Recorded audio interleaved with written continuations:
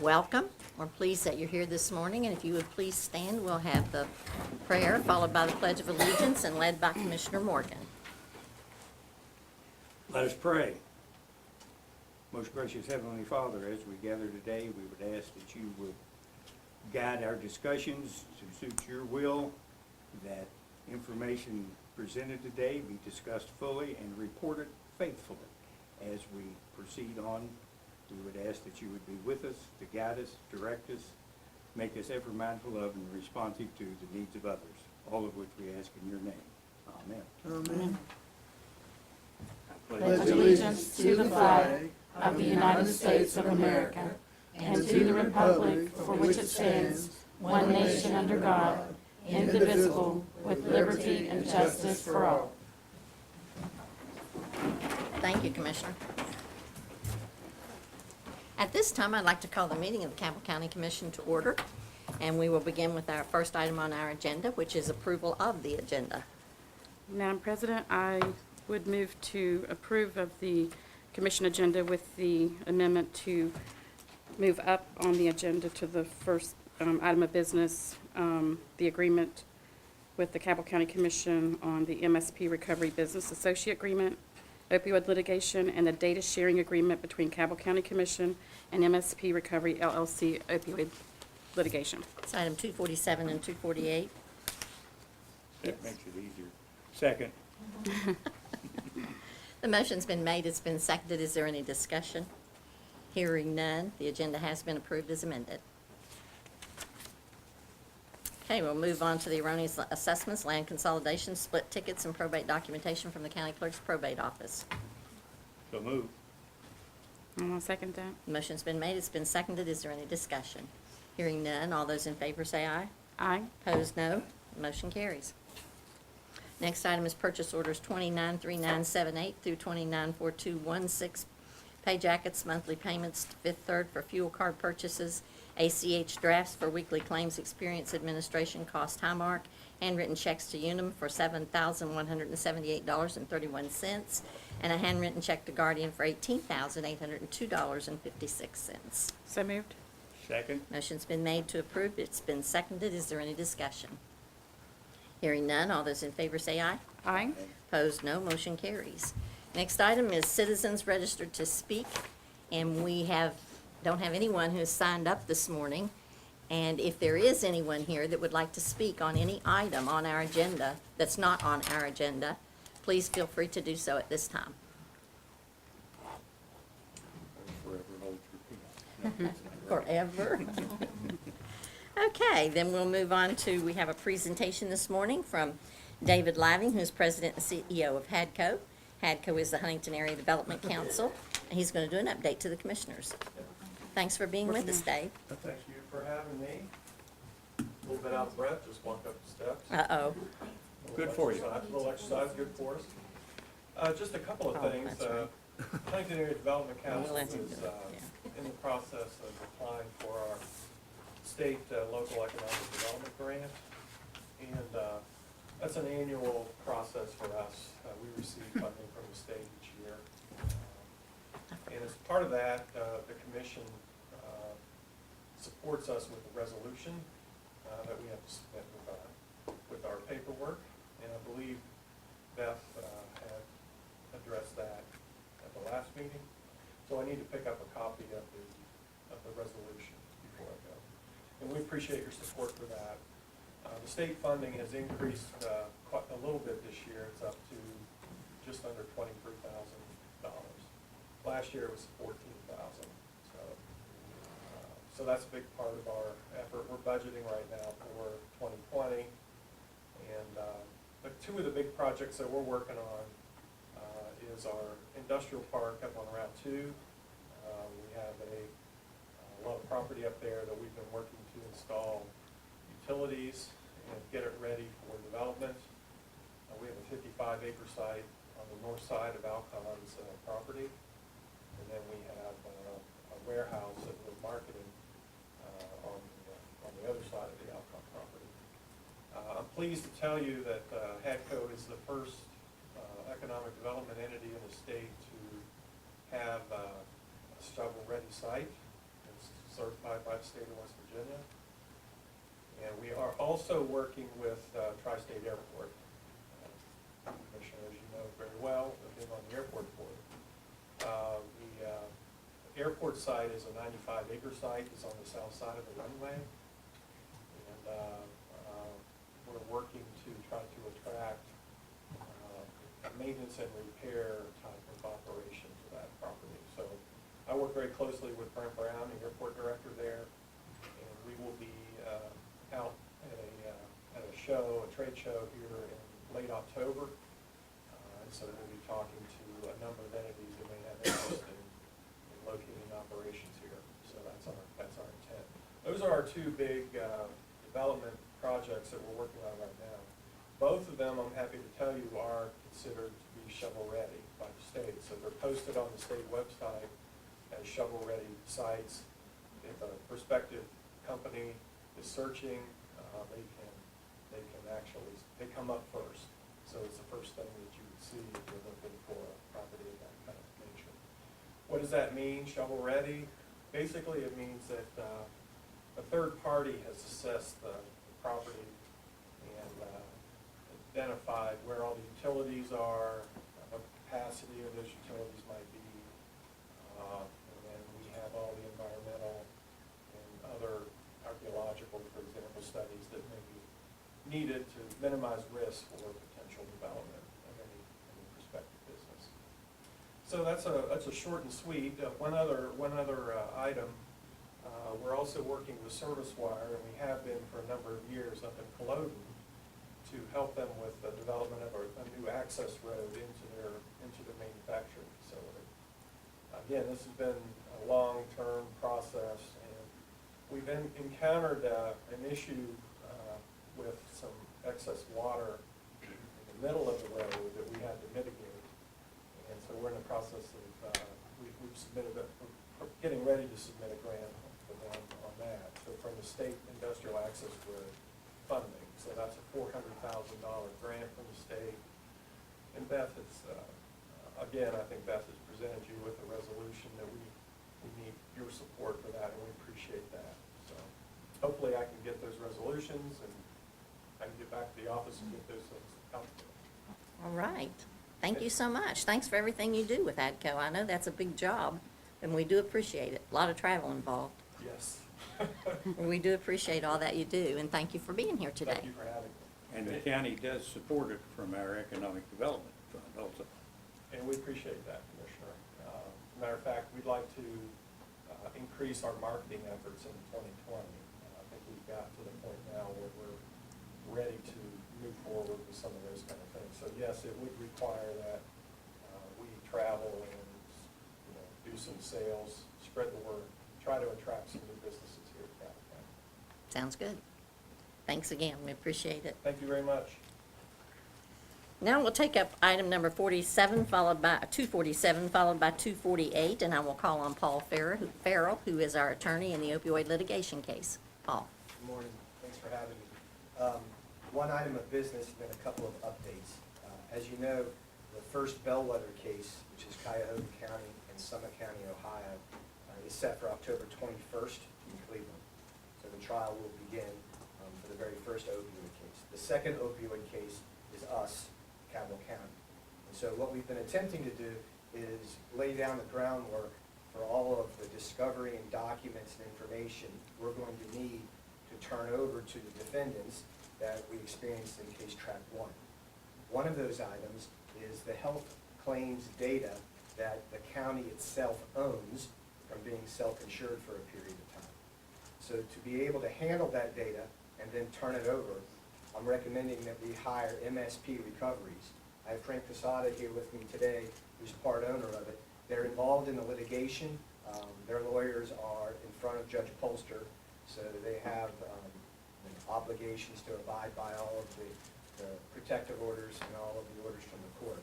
So I've presented to you a contract for services, which will enable MSP to gain access to the data, collate it, collect it, and then respond on your behalf when the court orders us to turn it over.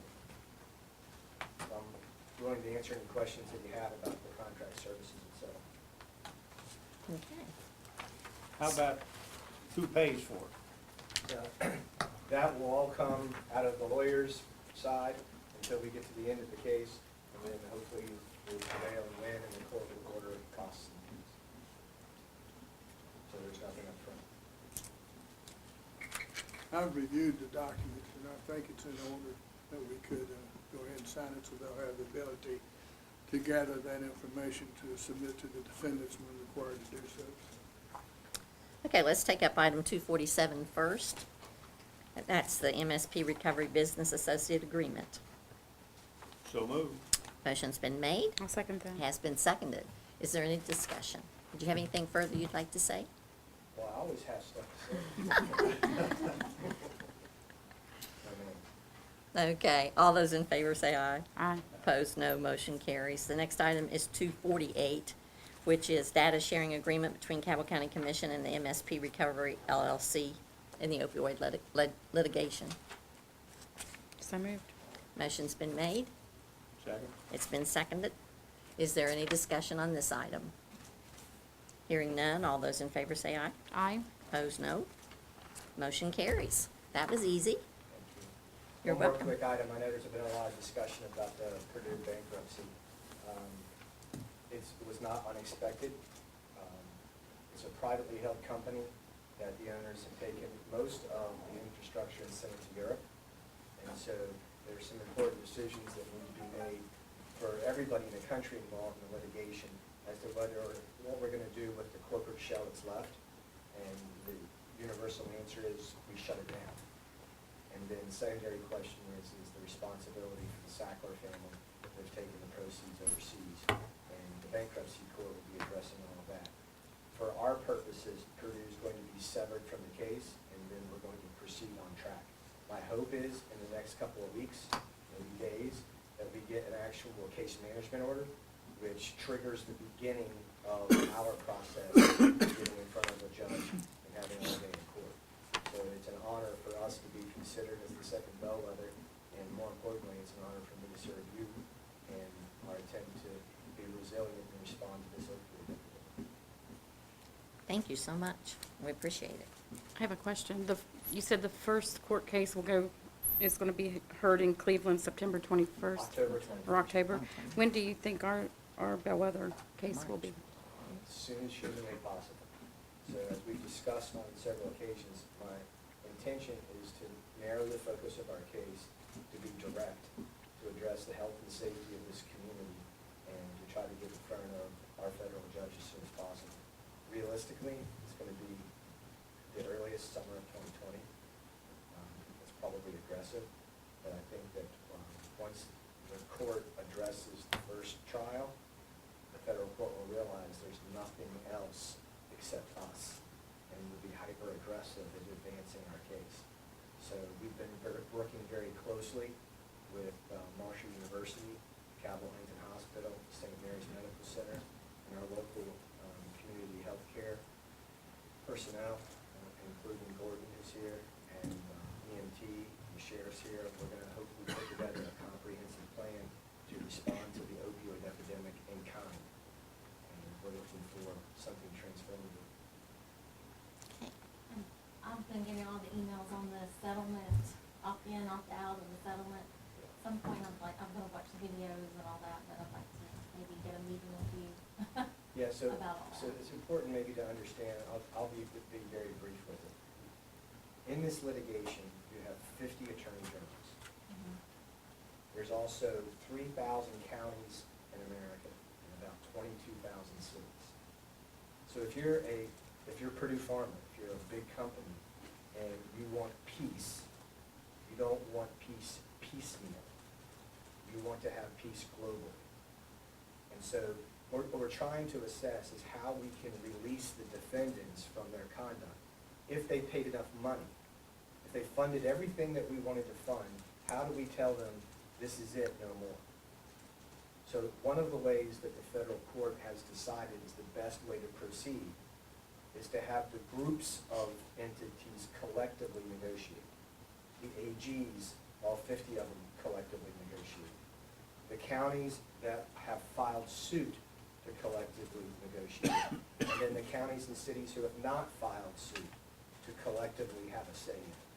And so this certification process is simply intended to bring all of these government entities, all 24,000 municipalities and political subdivisions, and all 50 AGs, and create one large global discussion. So it's a vehicle that the defendants can use if they want to, but at some point in time, we're going to have to make an individual decision of whether or not we want to participate in the global settlement discussions, or, because we're a bellwether, we get carved out and placed in the batter's box, and we get to finish our at-bat. So we'll be making a recommendation in the near future about what uniquely Cabell County should do in the coming weeks. Okay. Do you think the assets that have been transferred over to Europe gonna be attainable from the family itself? You've read a lot about certain attorney generals from around the country that are not in favor of the Purdue bankruptcy because of that very thing. The only thing I would suggest is that AG sometimes in some states stands for aspiring governor, and that these attorney generals are making promises for future attorney generals to chase down the Sacklers all over Europe while they move on to the next campaign. Mm-hmm. So it's expedient right now to say, oh, this is a terrible, terrible idea, and that my office, whether or not I'm here or not, will continue to chase the Sacklers to the end of time, is something that I should probably just leave alone right now. But, yeah, I would say that if you and your family were multi-billionaires selling pills of opium, and you wanted to take that money and put it somewhere, you probably wouldn't put it in First Huntington National Bank. You'd probably find somewhere overseas that had very strong laws and privacy protections. You'd probably put it in trusts so that it's actually in the hands of a trustee. You probably wouldn't be reporting your assets to the United States federal government. But I'm just guessing. Thank you. Okay, thank you so much. We appreciate it. Thanks for having me. Okay, now we'll go back to item 235, which is approval of financial statement. So moved. The motion's been made, Second? has been seconded. Is there any discussion? Hearing none, all those in favor say aye. Aye. Opposed, no. That will be published. Yes. Yes. It will We be. should lose it. Sheriff, could they use a little different type on your list and put it closer together, would save cost? Well, Greg actually goes through it. This is from the county clerk's office. Yeah. And Greg from IT will go through it and reduce it down as much as he can to save us Yeah, some. they print it a little at the newspaper. Yeah. too.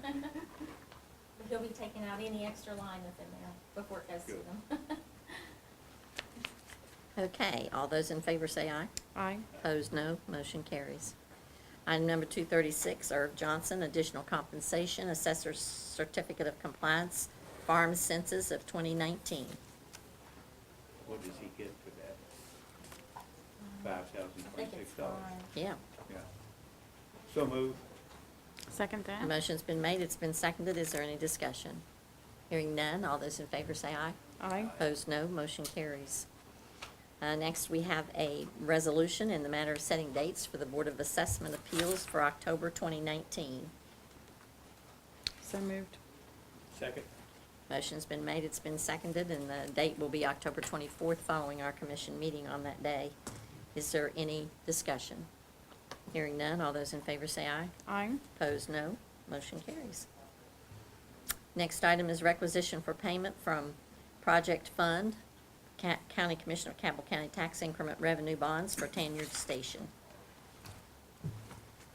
So move.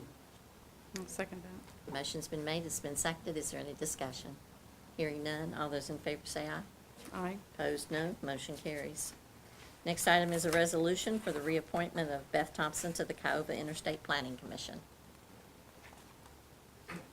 So moved. The motion's been made, Second? has been seconded. Is there any discussion? Hearing none, all those in favor say aye. Aye. Opposed, no. Motion carries. Next item is the appointment of Steve Hogsett to the Cabell County Airport Authority Board. Mr. Hogsett has not contacted me with the information we need, nor have I been able to find anybody who can find Mr. Hogsett, so we'll have to, Hey, do you know him, since he was your appointment? no. It was recommended by the now, I guess he is vice chairman of the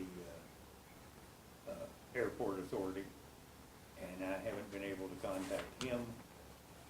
Is this a reappointment then? No. No, New no, appointment. it's a new position. We just need to remove it then from our agenda, if you'd like to make that motion. I so move we remove that. Okay, motion's been made to remove item 240 from the agenda. A second. Has been seconded. Is there any discussion? Hearing none. All those in favor say aye. Maybe Aye. that will Opposed, no. cause Mr. Hogsett to Could Contact. be, you never know. Then again, he might never know it. Next, item 241, preliminary approval of the issuance by the County Commission of Cabell County of its Commercial Development Revenue Bonds, Series 2019. This is the Marshall Health Project to finance the construction and equipping of a parking garage to be owned by university physicians and surgeons who are doing business as Marshall Health, and to authorize the taking of certain actions related thereto. We have somebody that wants to talk to us about that. How are you doing, Fred? Okay, good morning, Fred Williams, Steptoe and Johnson.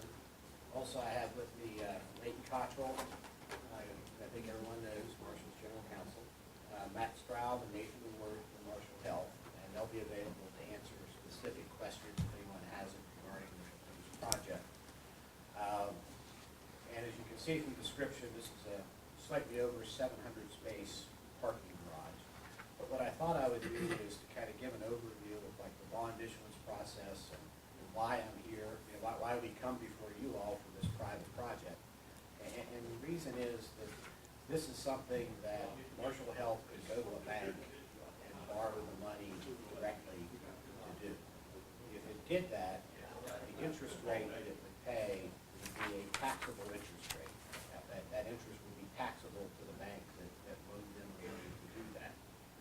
Under the federal tax law, and starting about 45 years or so ago, someone looked and said, well, under the federal tax law, the interest on obligations of state and local bonds is exempt from federal income tax.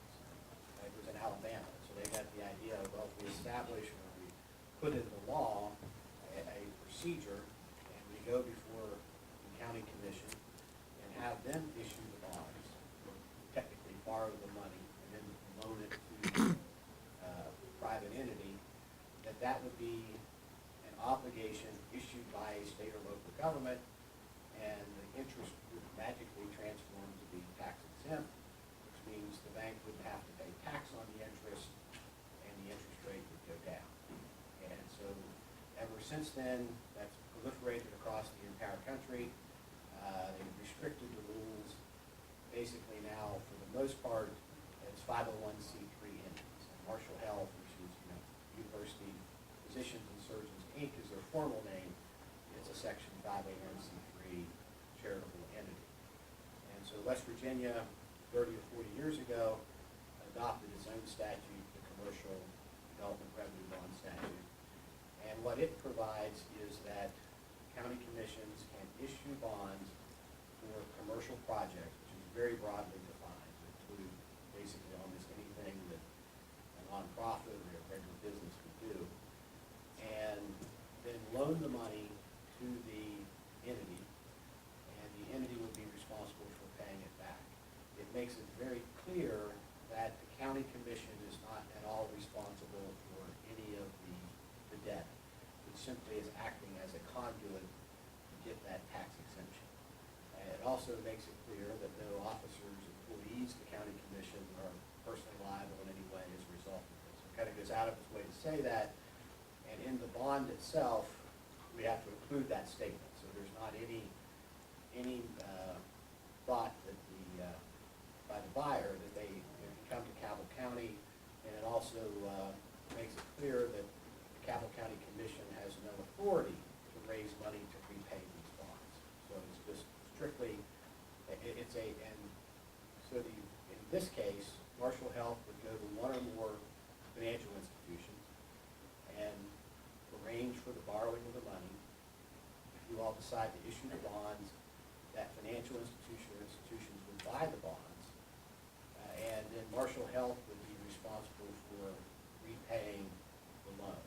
And once the issuance occurs, then you're kind of typically out of the process unless there's some need to amend the bond at some point in the future, and we might come back. The other thing I wanted to point out is that this doesn't, the fact that if you issue bonds on behalf of Marshall Health, it doesn't impact your ability to borrow in any way. It doesn't count against your debt service. It's not a liability of the county listed on your balance sheet. You may have to, like, put in the footnotes, we've issued these bonds, but we're not responsible for them for these various entities. Another rule that sometimes comes into play is that there's a rule that says that if you are a small issuer and you issue less than $10 million worth of bonds in a calendar year, then the bank that buys those bonds gets a special tax benefit, which gives them a little bit better deal. And that results in a lower interest rate for those bonds. Where I have seen counties and cities decline to issue debt on behalf of a 501c3 like this is where they have a project that they plan on financing this calendar year, let's say $5 million for some building, and somebody comes in and says, we want you to do $20 million for us. Well, that all counts together. So that would put that issuer over the $10 million. And so usually they kind of politely decline and say, you know, if we do your deal, that's going to cost us 3/4 of 1% additional interest charge. And so, you know, go to the city or find someone else or come back next year when we're not going to do it and we'll issue the debt. In this case, it's my understanding that you all don't have any plans to issue any debt this calendar year, and so it wouldn't have any negative impact on the county. The process to issue it under the code, you really only have to come one time and have a resolution, simply says a resolution adopted. What I like to do is to have a preliminary resolution. We can kind of talk this out, people can become familiar with the project, ask questions, and then we come back about a month later and say, okay, you know, we've talked to the banks, kind of here's the proposed deals, here's the parameters of the proposed deal, and we would like your final approval. And if that's granted, then we can go forth and issue the bond. And so this is, this resolution you have today is not really a legally required and formal process, but I find it very useful to come and explain it to people. The other thing that happens is, not by state law, but by federal law, we have to have a public hearing. And we have to give notice of that by 2 weeks publication. And so, if you all approve this today, we come back, I think the date's October 24th, we have 2 items for your agenda on that date. We would have the first item being the public hearing. That's where anyone who wants to speak about this can speak about it. And the second item would be a proposed final bond resolution where you would give your final approval. And it's interesting, the reason that you have this public hearing goes back to 1982. It's called a TEFRA hearing, that was the acronym for the Tax Act back then. And sometimes before that date, and I'm old enough to have been out of law school and worked on bond issues, you know, 1981, so I got out.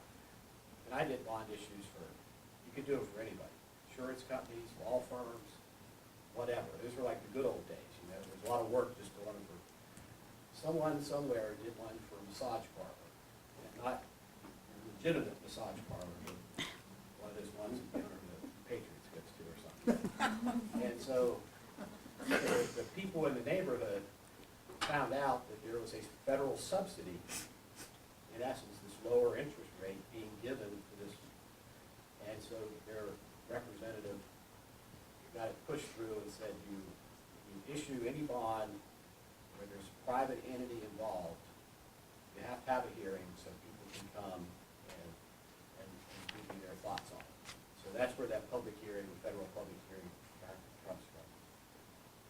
Any questions before I start walking you all through the actual resolution?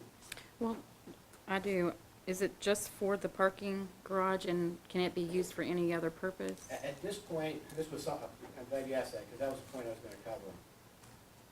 When I drafted this, it was with the idea it was just for the parking garage. And our statute says that the money that's raised by bonds can only be used for the project identified in the deal. We had a meeting yesterday after we talked about details.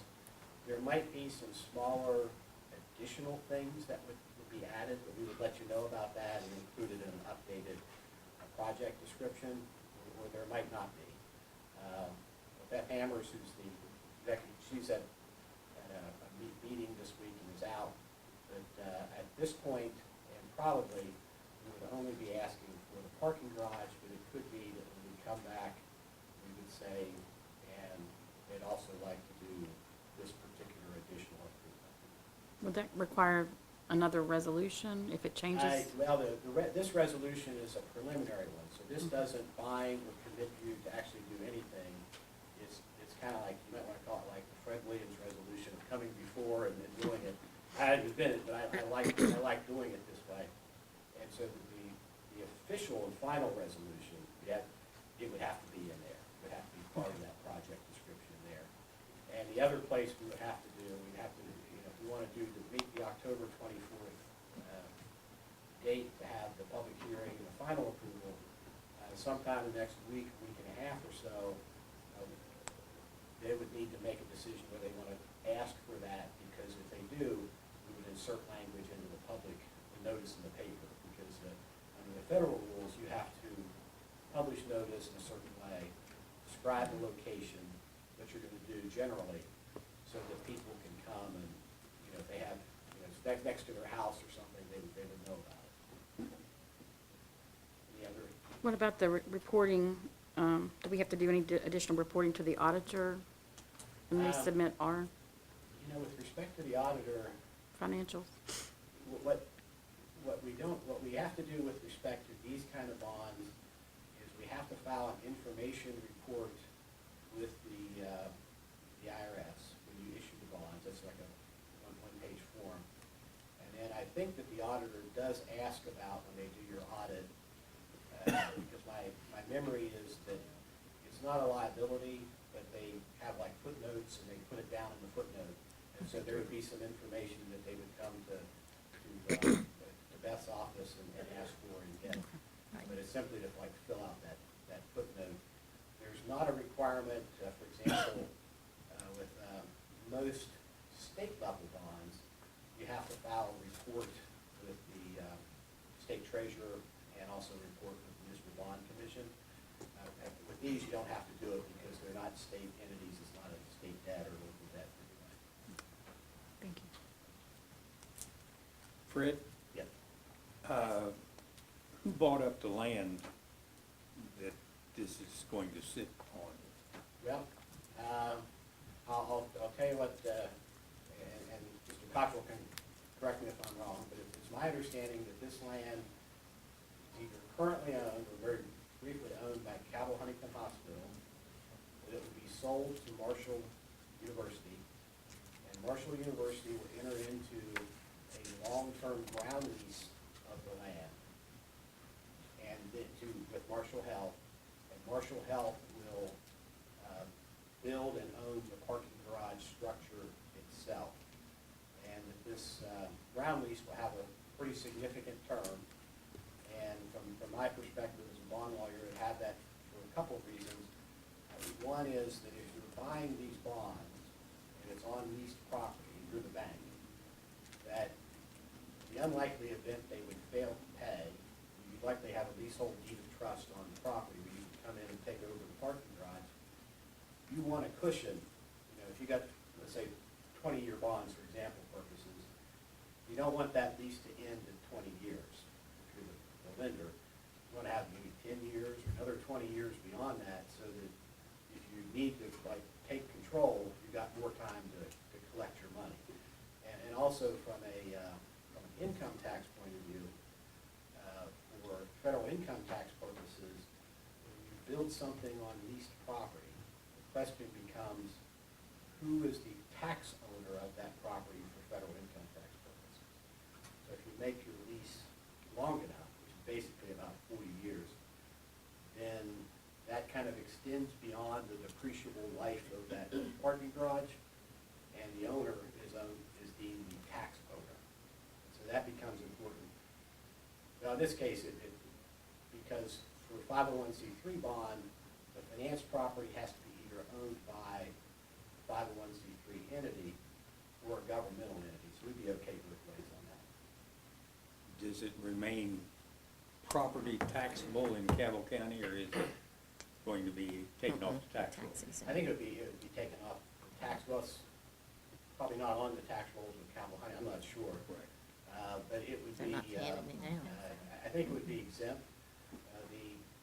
When you get into this, and there's a Supreme Court case dealing here in Cabell County from 10 or 15 years ago, that when you have a nonprofit owning something and leasing it, okay, then you look and say, because under our Constitution, all property is like taxable unless the legislature accepts it, except for that's owned by governmental entities.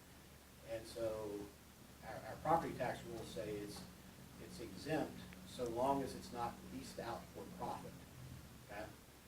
And so with this case, and I forget the charities that were involved, that if you're a 501c3 and you are leasing it out, even to another 501c3, kind of two things kind of need to be present in essence.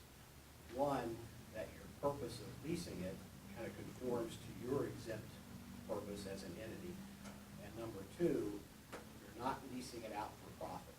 And so you need to structure your lease arrangement so that you're not making a profit, which means that once you pay down the debt, you maybe have to lower your rents, that kind of thing. If you do that, then it is not subject to property taxes. If you lease out for profit, it is subject to property taxes. Now, this particular garage will be, if we think of it as being 4 floors, my understanding, these fellows can correct me, that approximately 1/4 of the garage would be leased to Cabell Huntington Hospital to kind of replace the parking that they're losing by transferring this property. And they would pay a rental amount to Marshall Health.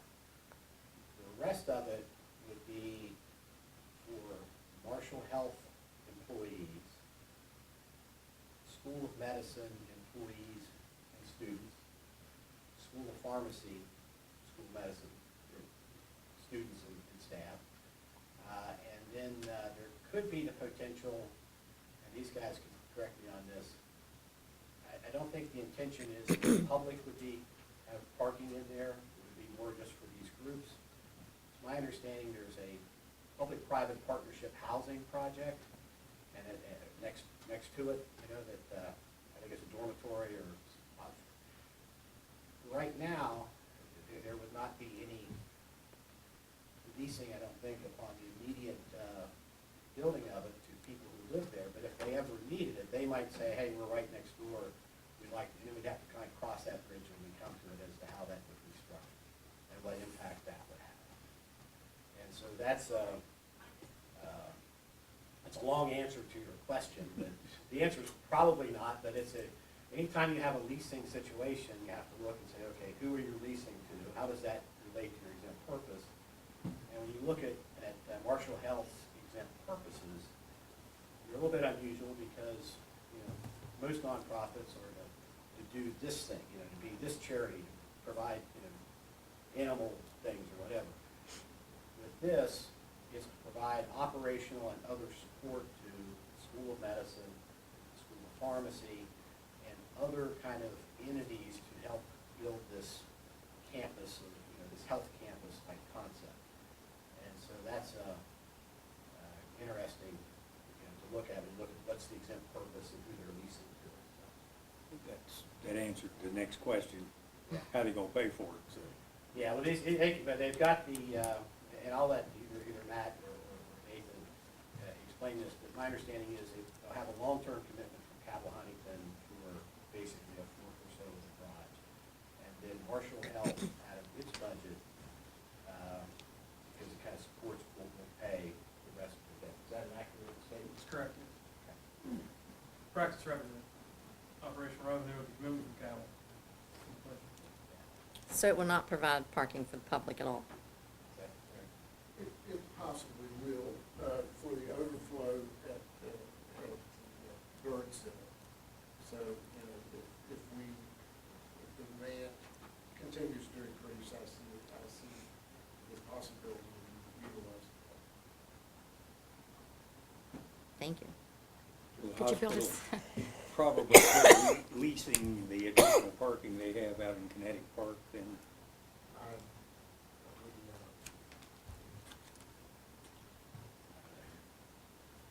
Could you build a second garage for our county employees? We have a terrible parking situation. Is there gonna be a walkway over to where the students are living? I have to ask one of these fellows on that. As I remember, that there was gonna be two walkways or two, over the road, Council? I was under the understanding when I was just looking at it preliminarily that, it was like gonna be, from one of the floors, there would be a walkway that goes over to something. At this point in time, I don't believe we anticipate that at all. I think Okay. that, there's pretty much a direct shot from, if you look at that campus over there, the new housing's there, and the pharmacy school's here, and there's a direct pathway to there that's going to provide access. But as it currently stands, we don't anticipate constructing any additional walkways or Okay. walkways. I think the city's gonna do something on I've Howe heard Grill the same Boulevard, thing, like an listed. island along I've heard Howe Grill. that too, that they're working with the state Department of Highways to do something with, what's it? They call it Danish Crossing. They call them Danish crossings, Mhm. whatever that is. It gives you a safe spot in the middle of the road Yeah. to cross, but that's not something we're doing. That's the state. Right. But that would address those problems, I think. With the city doing that, it would address the For the pedestrian. crossing of Valkyrie, yes. This- Crossing this- problem. Yeah, this building will mainly service those facilities on the other side of Valkyrie, Mhm. on the same side of the parking structure. School pharmacy, the housing, we're building those, so, that's primarily for that. The parking structure of the Cabell is included in other parking structures. We'll take care of most of the employees and staff and everything else on the other side of Valkyrie, so this just covers that other. Surgery center, this on the street. The official description that Beth Amherst gave me does say, contain a statement, says a new east-west walkway from the new Fairfield Landing student housing will align with the parking garages north stairs. It doesn't necessarily say who's financing that, but just. It's a walkway, not a. Yeah, that's what I was Okay. It's just a talking path. about. Okay. this is a nosy question. What was blacktopped over there, surface for parking now, there's a little teeny lot right down on whatever avenue that is, that you all, the chain link fence stops and there's about 20 feet of lot between, what is that, Charleston Avenue, Huntington Avenue, up through there. Is that, you didn't purchase that, somebody didn't? No, I believe that is for water retention, okay? I believe that portion there is required by the city, for the hospital who owns that property, for the stormwater runoff. Thank you. Okay. More questions? Okay. What the rest of this resolution does is pretty standard. It sets a not to exceed amount of 20 million. We expect it to be less than that. But it's a lot easier in the process to put an amount higher than what you think than to come back and go through the process again and go move it up a little bit. It says the terms of the bonds will be as determined at the future meeting. So we would come back, do the public hearing, if the county commission wanted to go through, when we come back, we would either have the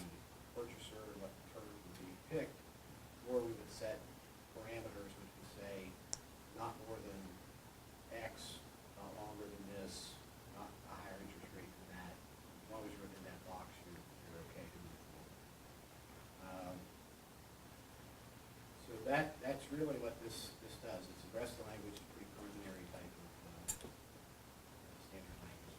Any more questions on it? Thank you so much. We appreciate your being here and going through all that with us. Okay, so what's your pleasure on this resolution? So moved. Motion's been made. Second. It's been seconded. Is there any further discussion? Hearing none, all those in favor say aye. Aye. Opposed, no. Motion carries. Thank you, gentlemen, for being here today. We appreciate it. Jill, that qualifies for 1/2 hour of continuing legal education. Yes.